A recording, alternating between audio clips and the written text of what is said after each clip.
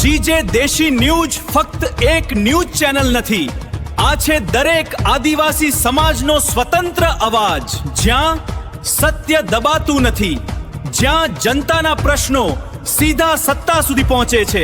ગામડાની ગલીઓથી લઈને રાજકારણના દરબાર સુધી દરેક અવાજને મળે છે એક મજબૂત મંચ। અન્યાય સામે નીડર અવાજ, આદિવાસી હક્કોની લડત અને સત્યની સીધી વાત।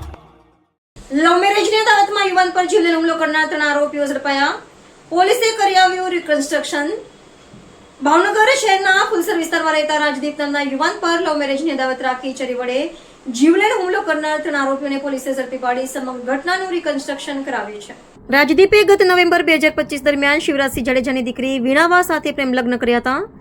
આ બાબતને લઈને યુવતીના પરિવારજનોમાં અદાવત ચાલી રહી હતી। 10 મે 2026ના રોજ રાજદીપ એક લગ્ન પ્રસંગના વરઘોડામાં હાજર હતો, ત્યારે હાર્દિકસિંહ, શિવરાજસિંહ જાડેજા, મયુરસિંહ ગોહિલ અને અમરદીપસિંહ ઝાલા ત્યાં ધસી આવ્યા હતા।